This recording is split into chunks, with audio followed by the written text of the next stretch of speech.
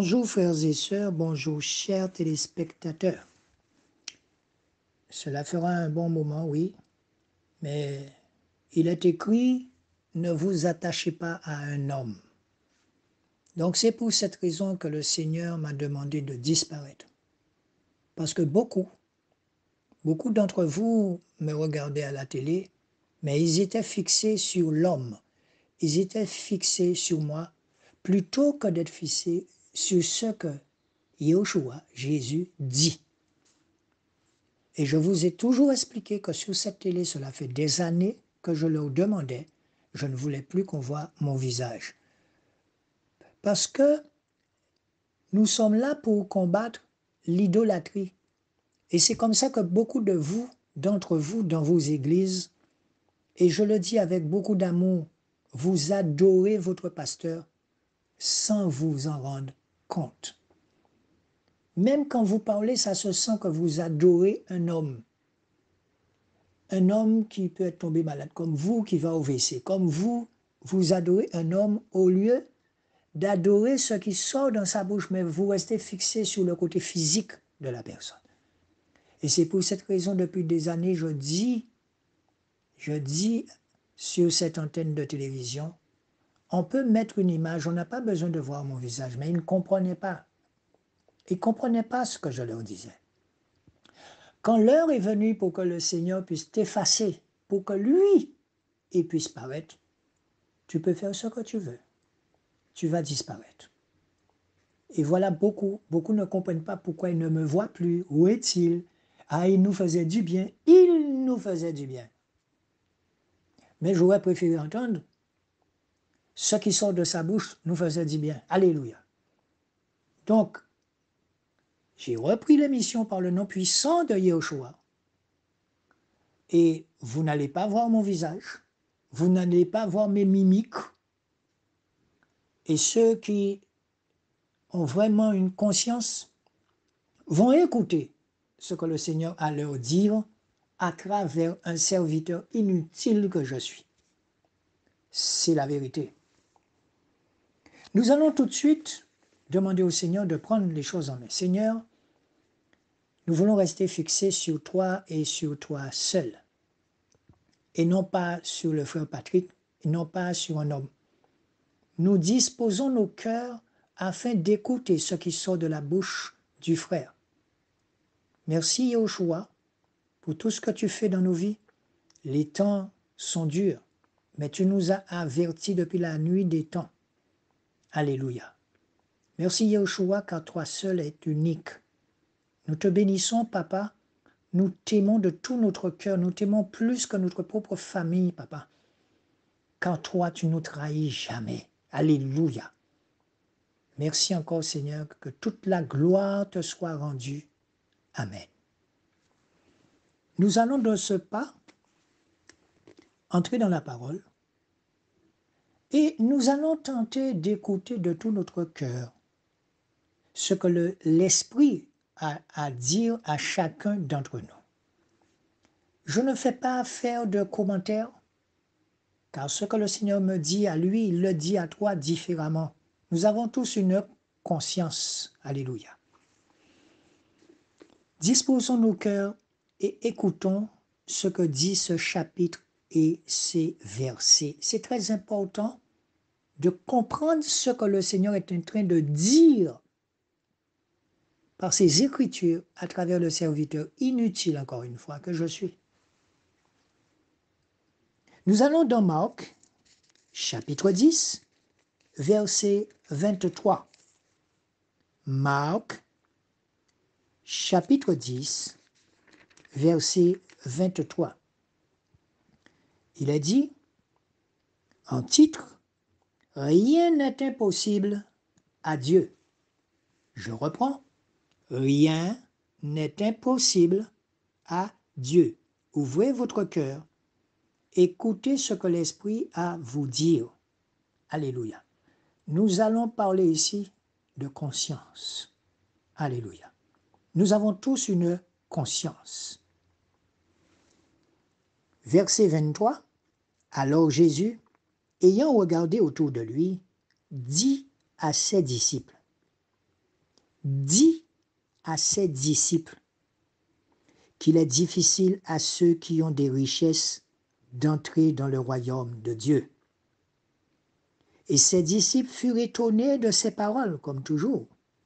Mais Jésus, reprenant la parole, leur dit, « Mes enfants, qu'il est difficile à ceux qui se confient dans les richesses d'entrer dans le royaume de Dieu. » Verset 25. « Il est plus facile à un chameau de passer par le trou d'une aiguille qu'à un riche d'entrer dans le royaume de Dieu. » Verset 26.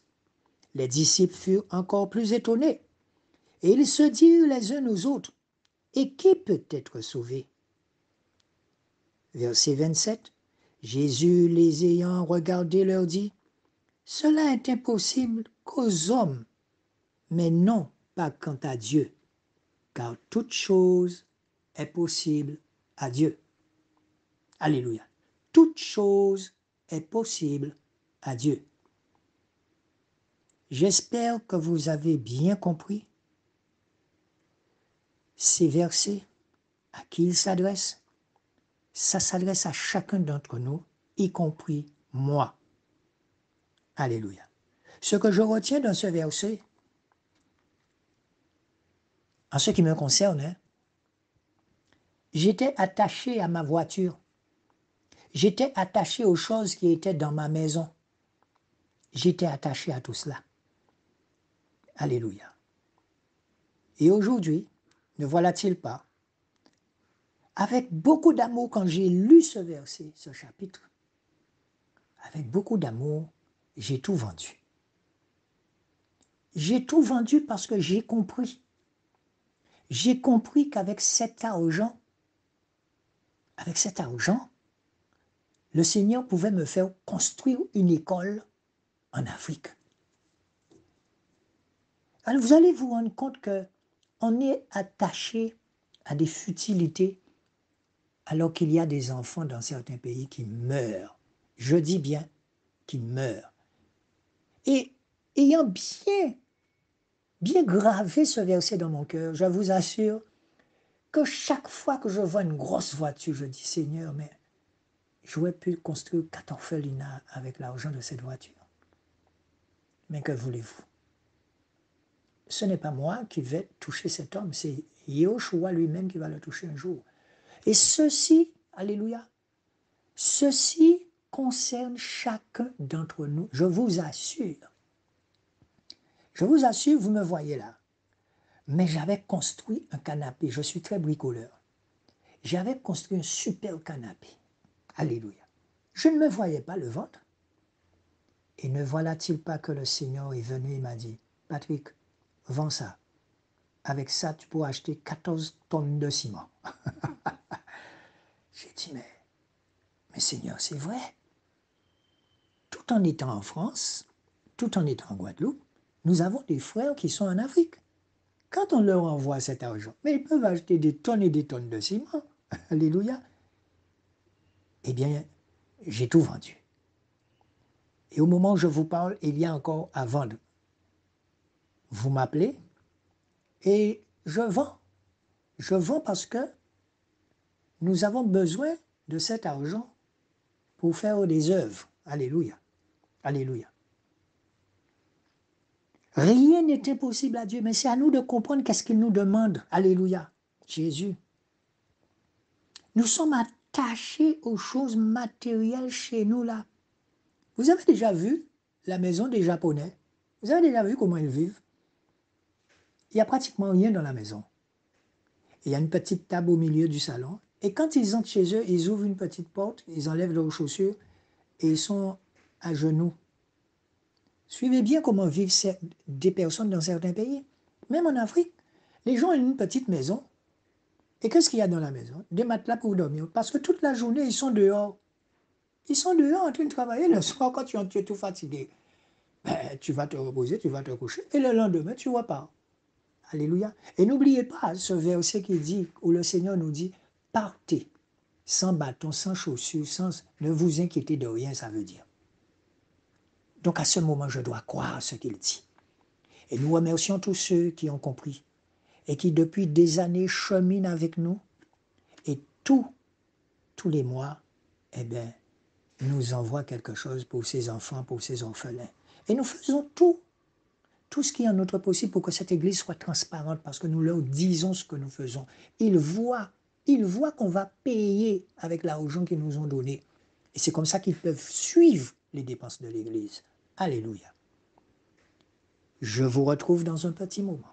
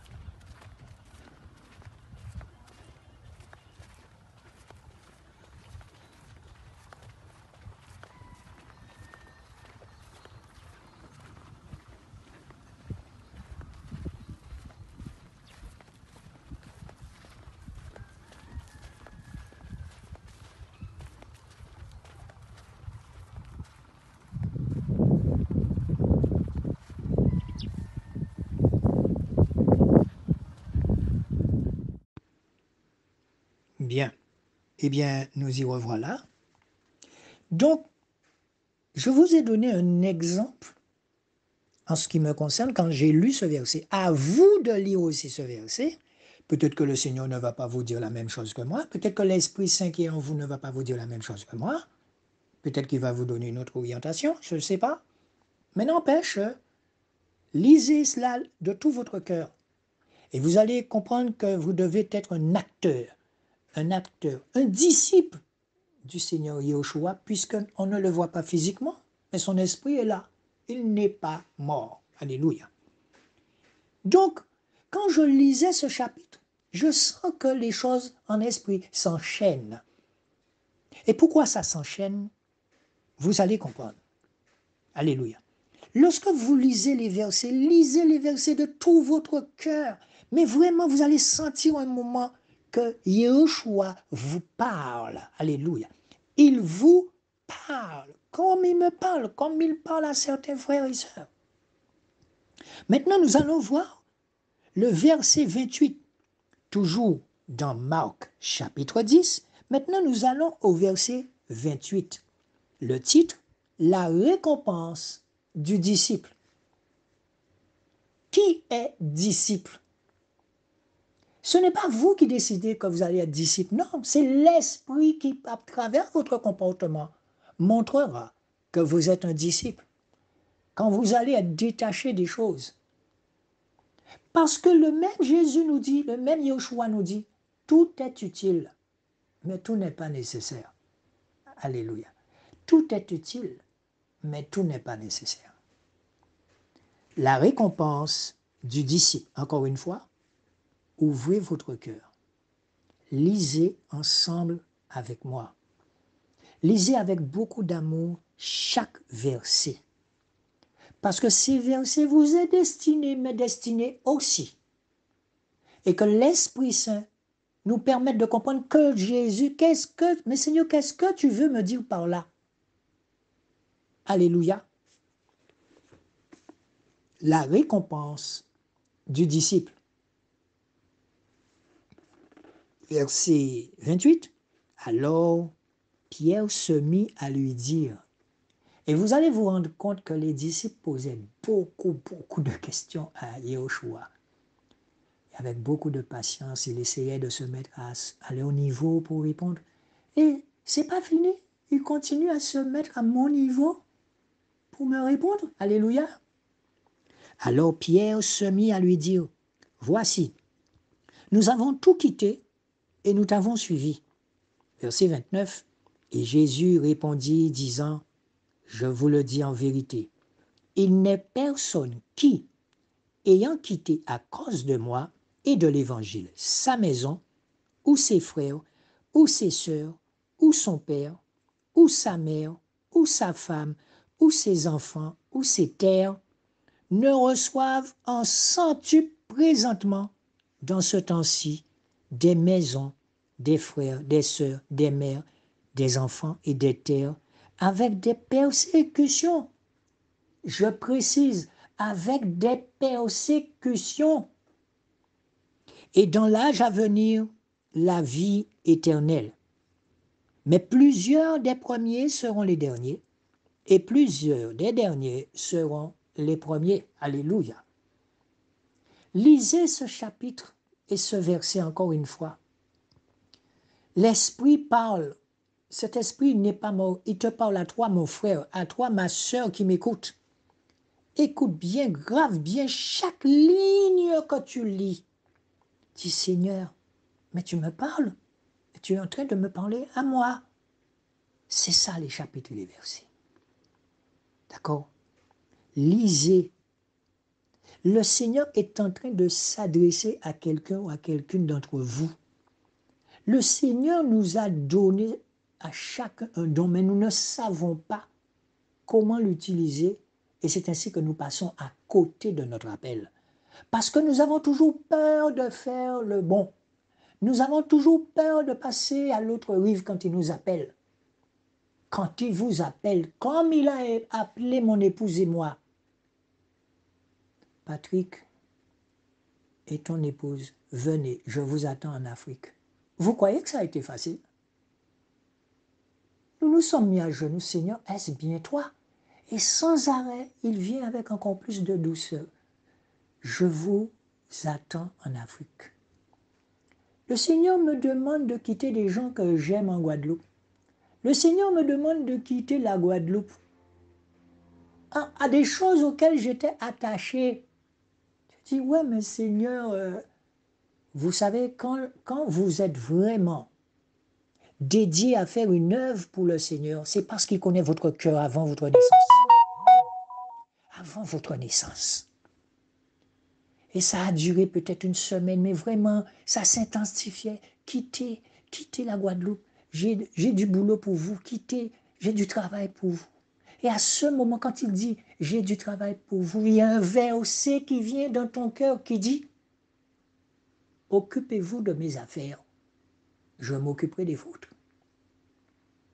Et il y a ce verset qui dit « occupez-vous de mes affaires ». Ça veut dire « Patrick, laisse tomber la télé, ne t'occupe pas, laisse ça, viens avec ta famille. Occupe-toi de mes affaires. Je m'occuperai de tes affaires. » Il y a des versets qui reviennent comme ça pour te rassurer. Il faut arrêter d'avoir peur. Lorsqu'on voit des gens venir dans d'autres pays, ils viennent, ils s'installent, ils montent des entreprises, on est jaloux. Mais quand c'est le Seigneur qui t'envoie t'occuper de son entreprise à lui, il t'a dit qu'il va s'occuper de tes affaires. Il ne faut pas avoir peur. Et c'est quoi l'entreprise du Seigneur? Tu aimeras ton prochain comme toi-même. Eh oui, c'est ça son entreprise. Et c'est ainsi que nous avons des jeunes sœurs, des frères qui sont infirmiers, qui sont infirmières, et qui prennent des congés pour aller aider bénévolement dans un hôpital que le Pain Quotidien tient à Kinshasa. Ils viennent bénévolement. Et pour une fois, je les ai aussi rencontrés sur le terrain. Parce que je préfère vivre la chose sur le terrain. Et lorsque j'ai vu la dévotion, j'ai vu l'amour que ces sœurs avaient pour leur prochain, j'ai dit, ah Seigneur, que c'est beau. Quand j'ai vu cette sœur infirmière à Paris prendre sa trousse de médecine et commencer à penser un pion dans le pied d'un enfant, l'enfant criait, mais on l'a guéri. Je les ai vus penser des plaies, des grandes plaies. On était sur place, on était à moto, Et quand ton cœur regarde cela, tu dis, Seigneur, je te remercie de m'avoir fait quitter ma patrie. Merci Seigneur de me permettre de voir la chose en direct. C'est beau. Et pourtant, et le Seigneur n'a pas fini avec toi. Il te dit, j'ai pas fini avec toi.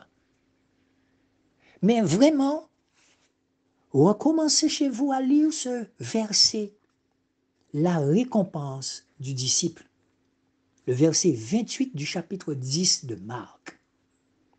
Et vous allez comprendre, quand il dit, et Jésus répondit disant, je vous le dis en vérité, il n'est personne qui, ayant quitté à cause de moi et de l'évangile sa maison, et ses frères, ou ses sœurs, et ou son père, ou sa mère, ou sa femme, ou ses enfants, comme Abraham, ne reçoivent au centuple, présentement dans ce temps-ci, des maisons des frères, des sœurs. Vous comprenez, ça veut dire que d'autres frères, d'autres sœurs, qui ont reçu aussi cet ordre de partir, de venir guérir, tu vas les rencontrer, ne reçoivent au centuple d'autres frères. Et quand j'ai vu ces frères, ces sœurs arriver en mission, parce que à ce moment, nous sommes des missionnaires, pas des missionnaires, nous sommes des missionnaires. Et le missionnaire, quand il part, je connais beaucoup de personnes qui ont quitté leur travail et qui sont partis. Ils sont partis. Alléluia. Et ces missionnaires, le Seigneur leur donne un toit et à manger. Ensuite, ils sont sur le terrain. Ils font le travail de tout cœur parce que leur patron à ce moment s'appelle Yehoshua. Je voudrais préciser quelque chose de très important. De très important. Si vous travaillez quelque part, si vous n'avez pas le mandat pour faire ce dont je vous dis, ne faites pas ça. Ne faites pas ça.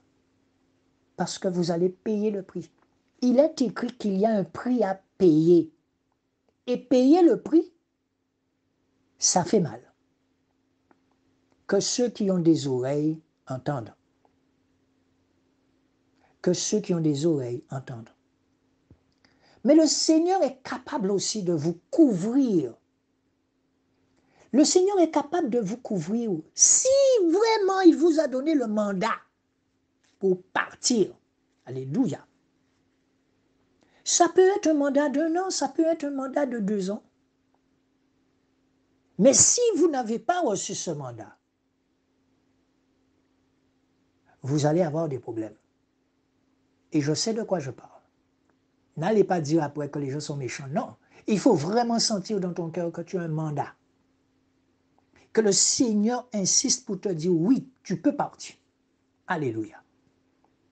Et tu vas te rendre compte qu'au fil des moments, tu vas te rendre compte que le Seigneur peut te balader entre la Guadeloupe. Tu peux faire 6 mois en Guadeloupe, 6 mois en Haïti, 6 mois en Afrique. Tu peux te balader comme ça. Il peut te faire circuler comme ça dans le monde entier. Mais c'est ce que font beaucoup de personnes. Vous avez des gens, par exemple, qui demandent leur retraite avant l'heure. Et le Seigneur permet cela. Mais ceci ne veut pas dire que le travail ne se fera pas dans le pays où vous n'êtes pas utile. Le travail continue à se faire. Discrètement surtout, parce qu'il ne faut pas exposer les frères et sœurs. Il ne faut pas les exposer. Jésus. Alléluia. Lorsque vous partez avec le mandat du Seigneur, il va vous couvrir, il va vous protéger. Alléluia. Mais ne faites pas comme un fou et vous partez comme un fou. Non. Et si vous partez et que vous êtes persécuté, il vous protégera. Il vous protégera. Alléluia. Je vous assure que ce sont des versets et des chapitres qu'il faut lire, mais vraiment tranquillement. Quand vous sentez vraiment que le Seigneur... Lorsque le Seigneur, je vous donne un exemple, lorsque le Seigneur m'a parlé de mon épouse, il m'a donné un premier signe. Alors que j'étais déjà une amie, un ami, c'était une amie. C'était quelqu'un avec qui je plaisantais tout le temps, mon épouse, quand je l'ai connue à l'église bâtiment à l'époque, disons bien. Et le Seigneur m'a fait comprendre que c'est mon épouse. Et jusqu'ici, je constate vraiment que c'est mon épouse, que nous étions faits pour faire le travail du Seigneur, quel que soit là où nous sommes. Lorsque, par exemple, à notre travail, nous ne travaillons pas pour le patron, nous travaillons pour Yahushua. Et c'est pour cette raison que lorsque nous travaillons quelque part, le patron, il doit se dire, ah ouais, si vraiment j'avais des salariés comme eux. Mais nous ne travaillons pas pour le patron. Le patron bénéficie. Il bénéficie de tout ce que le Seigneur nous donne dans le travail. Mais nous travaillons pour Yahushua. Alléluia. Alléluia.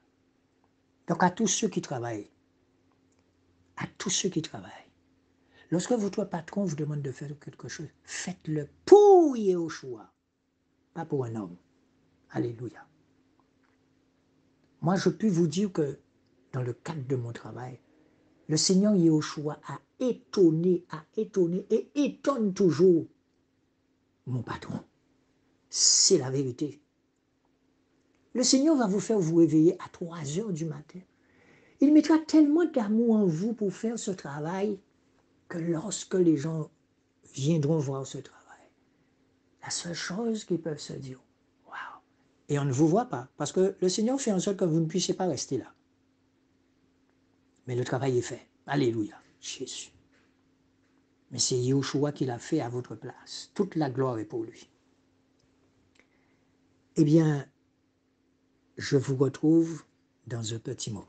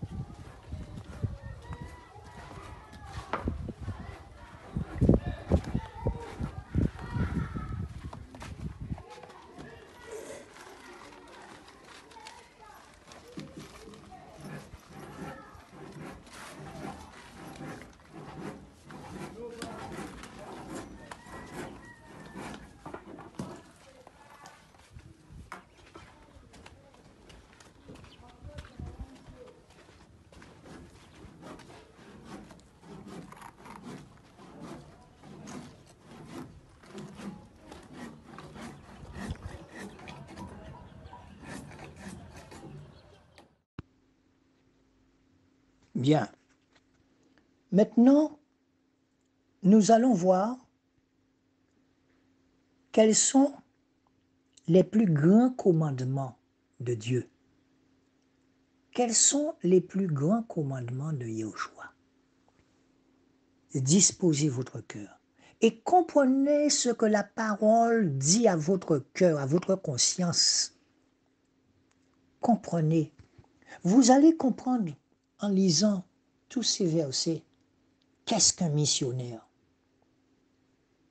Comment quelqu'un peut lâcher son travail et partir en mission?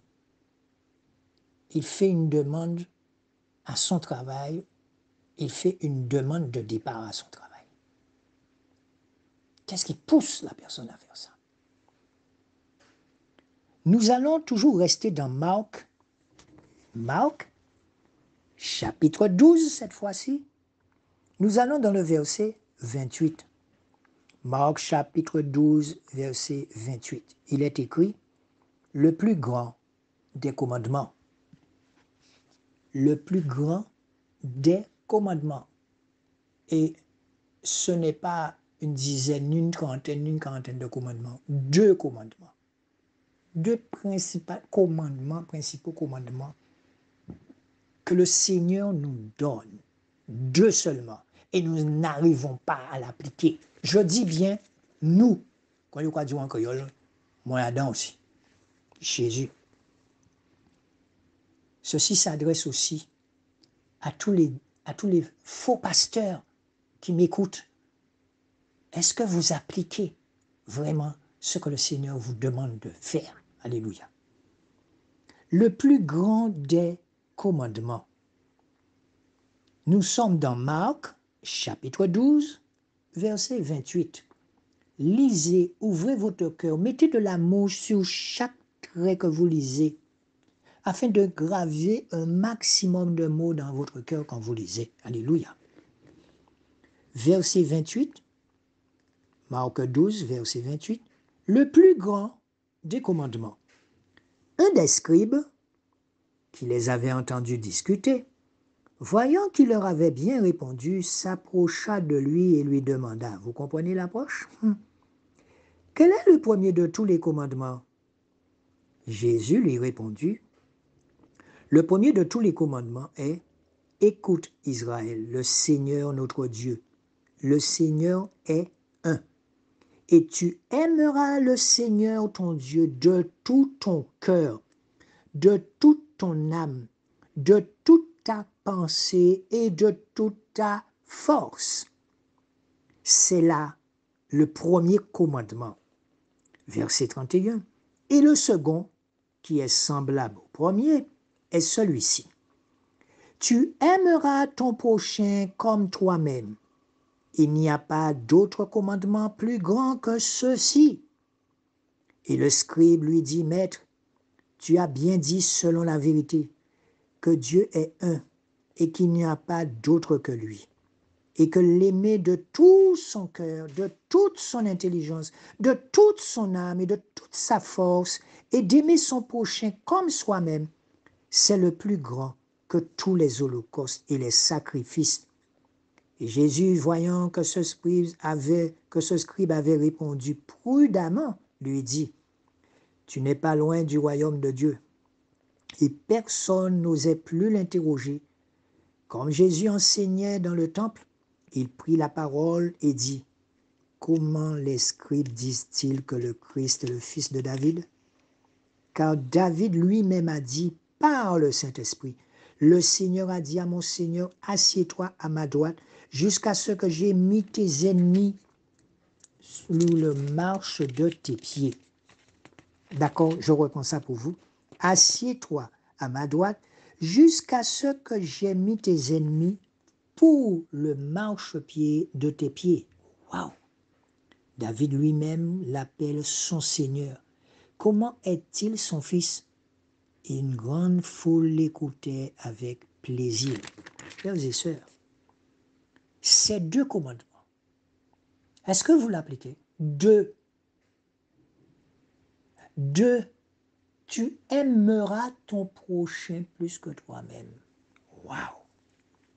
Frères et sœurs, quand vous savez qu'il y a des gens qui meurent de faim dans certains pays, quand vous savez qu'il y a des gens dans certains pays, une institutrice gagne 50 € par mois.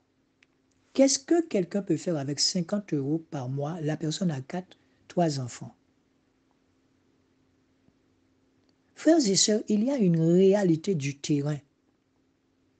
Et lorsqu'un missionnaire est mandaté pour partir, il vous fera un retour de ce que son cœur voit sur place.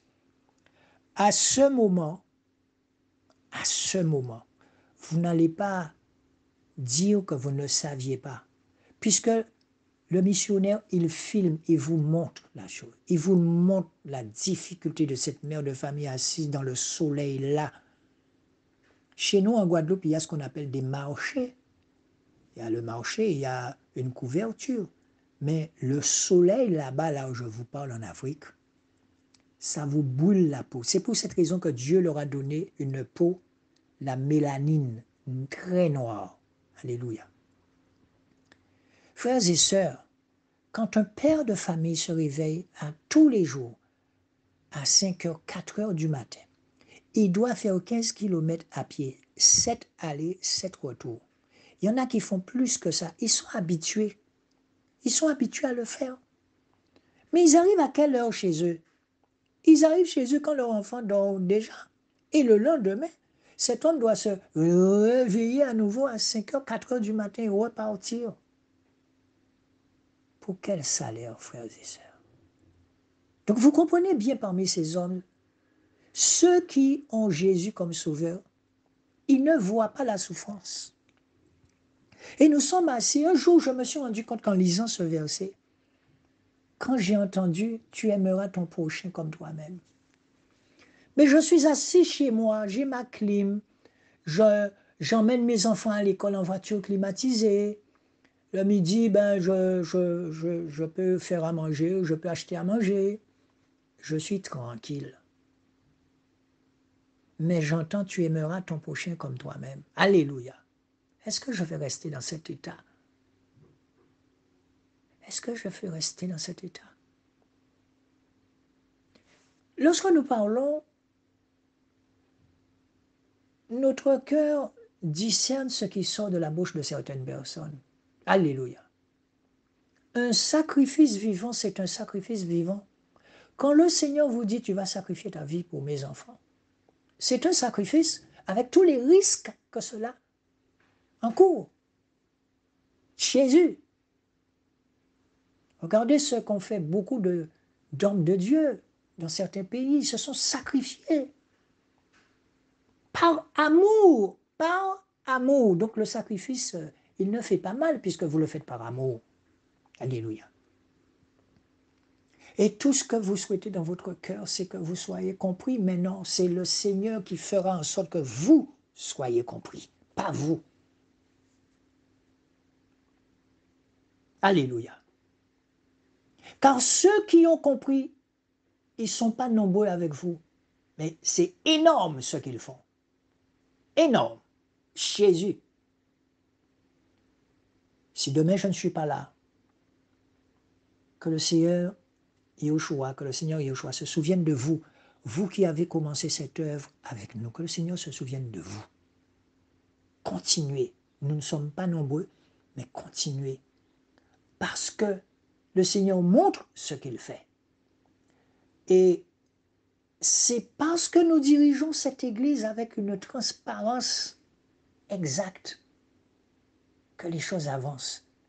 Et c'est parce que nous craignons le Seigneur que nous n'osons pas faire n'importe quoi avec l'argent de cette Église, le pourvoyeur.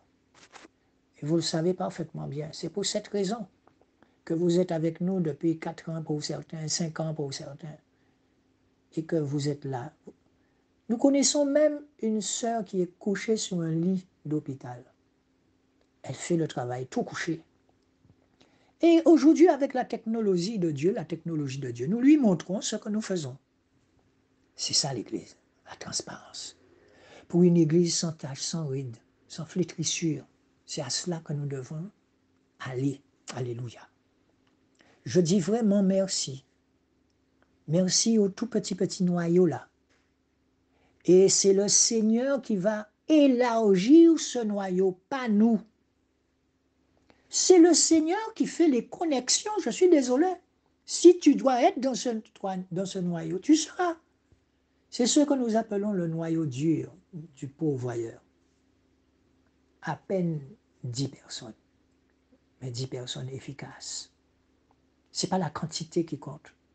C'est Yahushua qui met, c'est Yahushua qui va toucher ton cœur aujourd'hui, là où tu nous entends. C'est lui qui va toucher ton cœur pour continuer son œuvre. Car au moment où je vous appelle, au moment où je vous parle avec beaucoup d'amour, là, l'école, nous avons déjà fait plus de 75% des travaux. Et le Seigneur me parle déjà, le Seigneur me parle de cette maternité, cette petite maternité que nous devons créer dans le coin là à côté de l'école. Alléluia! Et vous savez, quand j'ai parlé de ça, la semaine dernière, il y a déjà une sœur qui a envoyé ce qu'il faut. On n'a même pas encore le terrain. Alléluia! Ça, c'est la foi. Ça, c'est la foi. Parce que lorsque je discutais avec un médecin, dans cet endroit retiré, dans ce village retiré, ce médecin me disait, frère d'Alexis, quand une femme doit faire une césarienne, tu vois toi-même que les voitures ne peuvent pas passer là sur 4 kilomètres. Il n'y a que le train qui passe à une allure. On ne peut pas arrêter ce train puisqu'il est commandé pour aller faire son chemin. Eh bien, c'est dans une brouette avec un matelas que nous mettons cette pauvre femme et nous la poussons. Mais quand tu pousses sous la brouette, on est dans les graviers, dans les roches. Tu t'imagines ce que cette femme souffre avant d'arriver dans l'hôpital à la ville. Et quand elle arrive dans l'hôpital à la ville, mon frère, ce n'est pas sûr qu'on va s'occuper d'elle. Ce n'est pas sûr du tout, parce qu'elle n'a pas d'argent pour payer. Et c'est le même problème en Haïti. Frère Patrick, il suffirait que nous ayons une petite maison là, avec un médecin que nous pourrions payer, pour que cette femme, les premiers soins puissent commencer là, pour qu'elle puisse accoucher, même faire une césarienne dans des conditions d'hygiène convenables. Quand vous entendez cet homme vous dire ça, vous dites, Seigneur, je ne peux pas, mais moi je sais que cette maternité est déjà construite. Alléluia. Alléluia. Le Seigneur ne nous demande pas de faire grand château. Non. 4 murs recouverts de tôle comme l'école. Mais à l'intérieur, nous allons faire venir d'Europe du matériel médical comme il faut, gratuitement. Parce qu'il y en a. Il y a du matériel gratuit là, qui peut venir en Afrique. Tout ce qui nous reste à faire, si vous êtes vraiment conscient de ce que je vous dis, quand vous envoyez votre argent, vous écrivez « construction de la maternité ». Gérer, c'est prévoir. Mais avec le Seigneur, tout est déjà accompli, dit. C'est déjà accompli, c'est déjà là. Lorsqu'on a dit qu'on allait créer une école dans un coin aussi retiré où les voitures ne passent pas, les gens nous ont dit nous sommes fous. Mais moi, je leur rappelle ce verset qui dit « Les choses de Dieu, c'est une folie » pour ceux qui raisonnent, pour ceux qui ne comprennent pas. Regardez les disciples, ils voulaient toujours raisonner avec l'esprit de Jésus. Quelquefois même, ils étaient troublés. Le Seigneur te dit ça, tu acceptes, tu dis oui Seigneur, alléluia. Puisque c'est ça ta mission, n'aie pas peur. Occupe-toi de mes affaires, je m'occuperai de tes affaires. Alléluia. Jésus. Quel que soit ce que tu entends, reste fixé sur cet esprit-là, l'Esprit Saint, reste fixé sur lui. Donc je vous conseille, frères et sœurs, à ceux qui nous ont écoutés, allez dans Marc, revoyez encore ce verset et ce chapitre. C'est Marc chapitre 12 à partir du verset 28, le plus grand des commandements. Vous allez vous rendre compte que le Seigneur vous parle à vous. Il vous parle à vous. Maintenant, à vous de lui répondre ou de ne pas lui répondre. La seule chose que je sais, c'est que cette association-là, vous ne pouvez pas comprendre à quel point nous le craignons. Et si un jour nous sommes en difficulté, mon épouse et moi, ne vous en faites pas, nous n'allons pas toucher à cet argent-là. Jamais.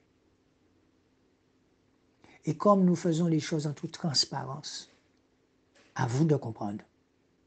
À vous de comprendre ce que je vous dis. Alléluia. Jamais, jamais nous ne demandons d'argent aux frères et aux sœurs. Envoyez-nous.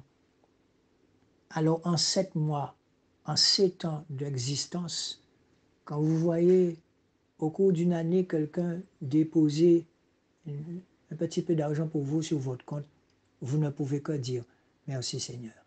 Mais nous n'avons jamais demandé à qui que ce soit de nous aider, ni d'acheter quoi que ce soit pour nos enfants, pour aller à l'école, ni de nous servir de votre argent pour faire de l'essence.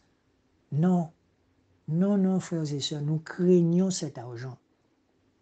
Parce que le Seigneur va nous faire passer par des moments difficiles pour voir quel est notre comportement. Alléluia. que ceux qui ont des oreilles comprennent et entendent. C'est quoi un disciple? C'est quoi un disciple? Alléluia. Je vous retrouve dans un petit moment.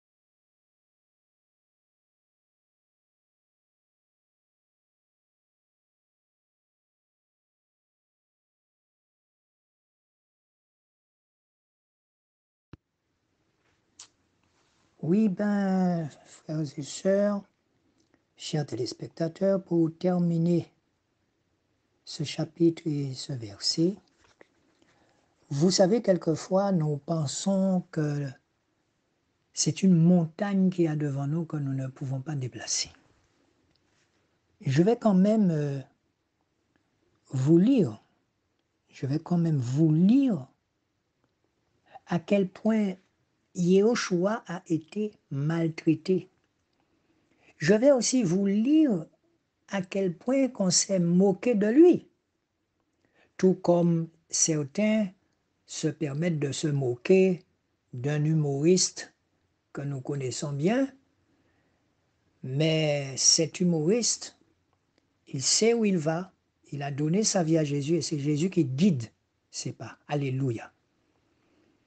Imaginez que vous êtes quelqu'un, toute votre vie, vous avez fait rire les gens sur des scènes, vous êtes un artiste connu, qui va vous prendre au sérieux? Et vous dites que Yehoshua vous demande de construire des écoles, des hôpitaux.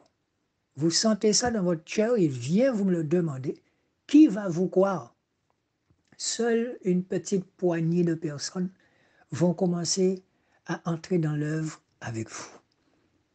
Et c'est là où le Seigneur m'a fait comprendre, ce n'est pas une affaire de quantité de milliers de personnes, non.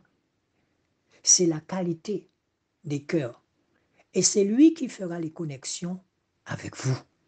Beaucoup de gens peut-être voudront travailler avec vous, mais si l'Esprit Saint sait qui vous êtes, ça ne va pas se faire. Donc, le tout petit noyau de personnes qui est là, le Seigneur sait pourquoi ils sont là depuis autant d'années avec nous. Et c'est ce qui compte. Alléluia. Parce que je vous assure que des moments de découragement comme Jésus, mon épouse et moi, nous en avons eu. Mais rien à faire. Aujourd'hui, nous sommes sur la deuxième tranche de la construction de son école. C'est l'école gratuite de Yehoshua qui est en train de presque se terminer. Et cette maternité qu'il me demande de construire, elle est déjà construite. Elle est déjà construite et personne ne le voit. On n'a même pas encore le terrain. Alléluia! C'est ça la foi. C'est ça la foi. C'est une folie. Je vous parle d'une maternité, je vous ai expliqué déjà la dangerosité, le côté pas facile du tout de ces mères qui deviennent enceintes s'il y a une césarienne à faire. Cette femme, elle est poussée dans une bouette. Vous vous rendez compte? Parce qu'il n'y a pas de chemin là dans ce village. Il n'y a pas de chemin. C'est des cailloux, tout ça. C'est des motos qui peuvent passer là.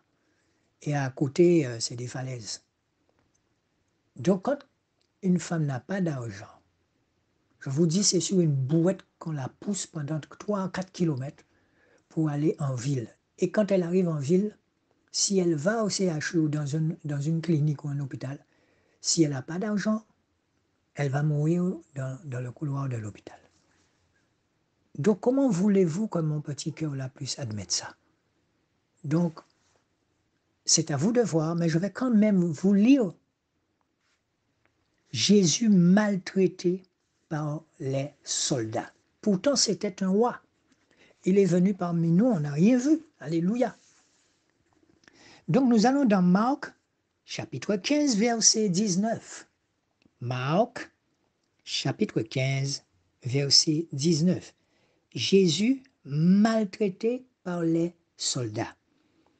On pourrait dire aussi, hein, un disciple actuel, il est maltraité, on se moque de lui. Et pourtant, beaucoup sont étonnés aujourd'hui de voir que sans argent, il n'avait pas un sou et une école est en train d'être construite en phase terminale. Parce qu'il sait qu'il n'aurait pas pu faire ça. Jésus maltraité par les soldats. Verset 19, chapitre 15, Marc.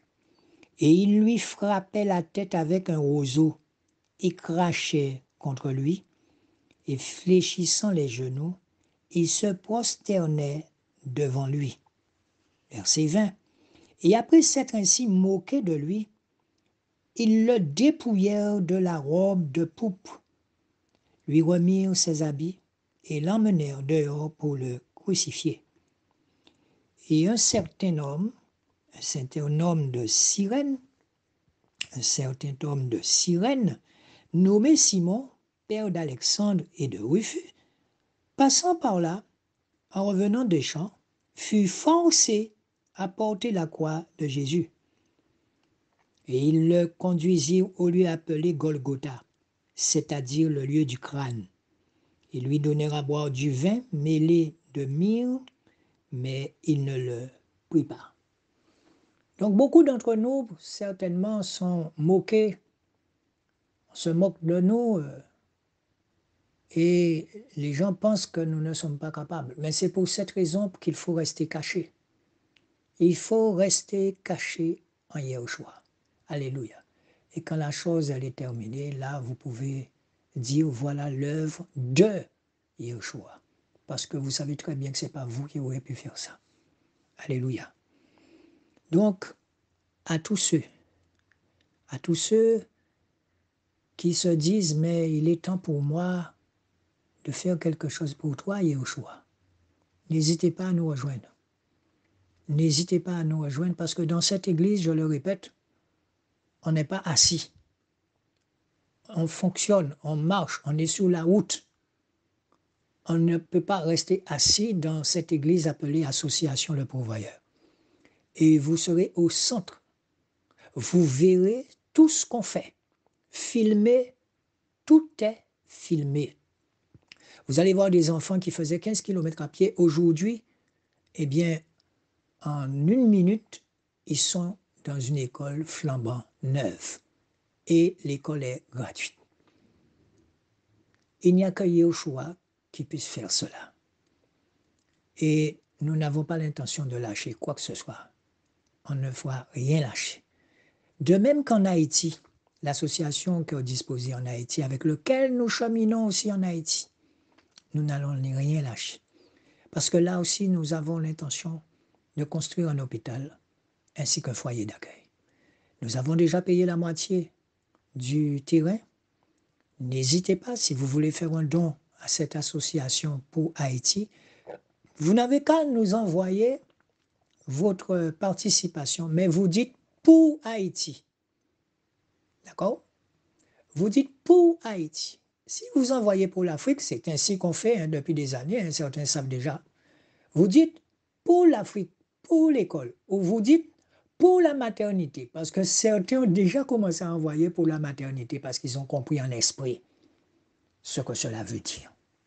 Et pour la maternité, nous avons déjà récolté 400 euros. Pourquoi? Parce que la maternité, elle est déjà construite. Il faut comprendre cette folie qui dépasse les humains.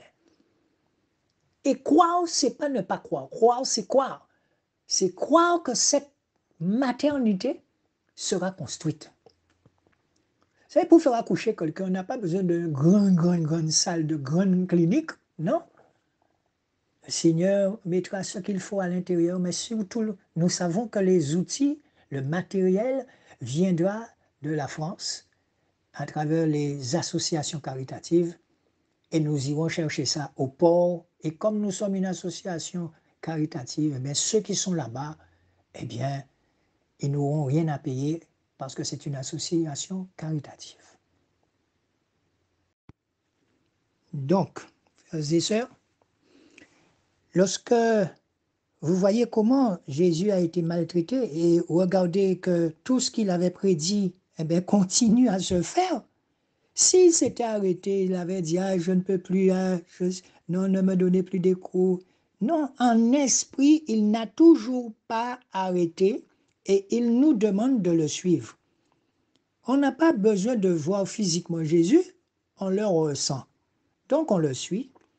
Et comme c'est lui le pourvoyeur, quand il vous donne la vision, eh bien, il vous donne la provision. Mais oui, il faut aussi prier sans cesse. Alléluia. Parce que vous serez attaqué. Vous serez attaqué. Alléluia. Donc, que du bonheur. Et lorsque vous lisez un chapitre et un verset, lisez-le avec amour. Et vous allez sentir un moment que Yahushua vous parle. Il vous parle à vous personnellement. C'est ça l'Église. Et à partir du moment où vous avez compris dans votre cœur ce que le Seigneur vous demande de faire, vous entrez dans la pratique maintenant. Vous entrez dans la pratique. Et surtout un conseil. Ne laissez à personne vous faire du chantage. Ne laissez personne vous faire du chantage. C'est soit vous faites, ou si vous ne faites pas, eh bien, restez de votre côté, parce que nous ne sommes pas une secte. Nous sommes en action sur le terrain, comme les disciples étaient en action, et nous prions chacun chez nous. Moi, je suis en Guadeloupe, il y a une autre qui est, d'autres qui sont en Afrique, d'autres qui sont en Haïti, et c'est ainsi que nous cheminons depuis des années ensemble. Et tout ce que nous avons, nous le partageons de façon transparente surtout. Et je l'ai dit la dernière fois, je l'ai dit que nous avons des missionnaires qui ont laissé tomber leur travail. Ces gens-là sont partis aller sauver d'autres personnes avec l'aide de Yahushua, toujours avec son aide. Et que si vous n'êtes pas mandaté pour faire ça, ne le faites pas. Vous allez avoir des problèmes. Il faut être vraiment mandaté par l'Esprit Saint pour aller à des endroits aussi dangereux comme en Haïti. Vous allez sentir, même si vous ne voulez pas partir, vous allez sentir que c'est le moment. Hop, c'est le moment. Mais tant que vous ne sentez pas ça, ne le faites pas. Et bien sûr, seul, nous vous disons, dans votre environnement, dans votre cœur, sentez ce que le Saint-Esprit vous demande de faire. Aussi simple que ça. Nous ne sommes pas une secte. Lorsque les gens viennent, ils emmènent le temple de leur Saint-Esprit. Nous sommes le temple du Saint-Esprit, c'est écrit. Eh bien, nous commençons à travailler ensemble selon l'Esprit. Et tous ceux qui viennent parmi nous et qui ne veulent pas rester dans l'Esprit, ils sont écartés tout simplement. On ne les écarte pas, hein. Eux-mêmes partent. Parce que l'Esprit, c'est l'Esprit qui dirige. Ce n'est pas un homme qui dirige. Ce n'est pas le président de l'association qui dirige. Non. En esprit, nous prenons des décisions en esprit. Alléluia. Et lorsque ces décisions sont prises en esprit, vous sentez un silence à un moment. Je vous assure que dans ce silence, personne n'a envie de parler vite. Et la décision peut être prise le lendemain, une semaine après. Vous comprenez? C'est ça, se laisser guider par l'esprit. C'est ça. Eh bien, nous vous remercions pour cette écoute. Et puis, n'oubliez pas, Association Le Pourvoyeur, parlez-en autour de vous. Entrez dans l'action, entrez dans la transparence de cette Église que nous sommes, puisque je répète, nous sommes le temple du Saint-Esprit.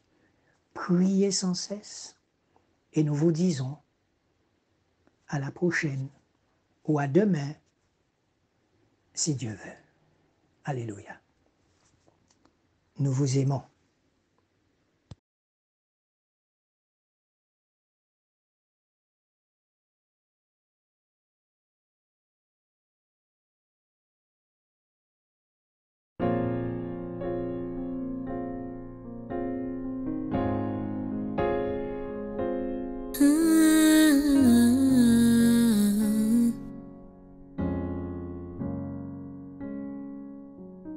Inonde-moi,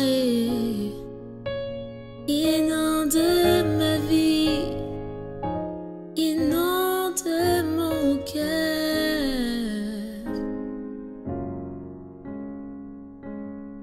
J'ai besoin de plus qu'un simple mot pour exprimer mon amour pour toi.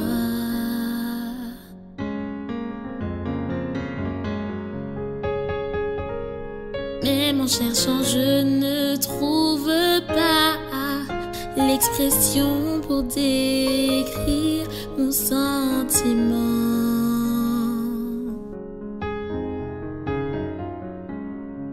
Voici ma mélodie d'amour, ya ya.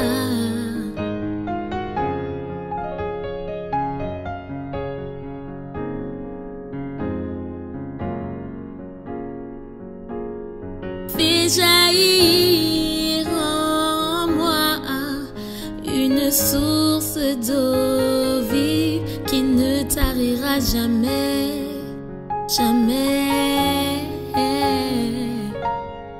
Inonde-moi, inonde-moi, inonde-moi.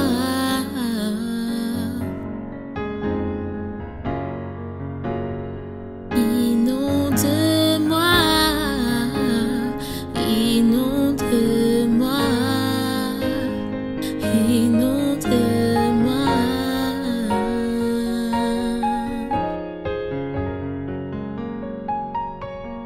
Je veux être enraciné en toi, Yehoshua, Hamashiach.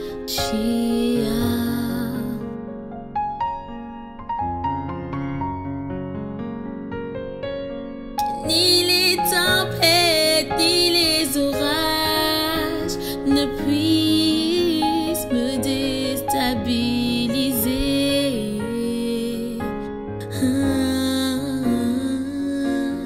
Voici ma prière de tous les jours, ya ya.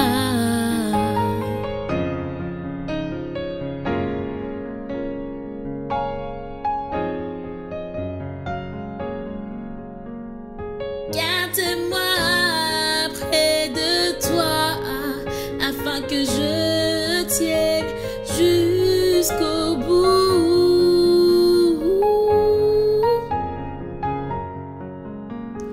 Fortifie-moi, fortifie-moi, fortifie-moi.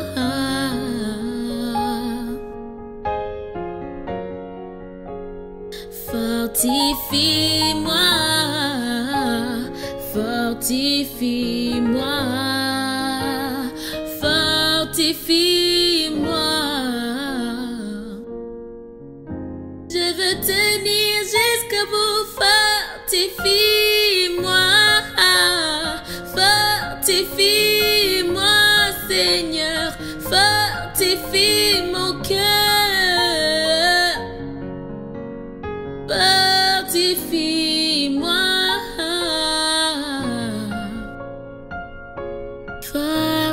fais-moi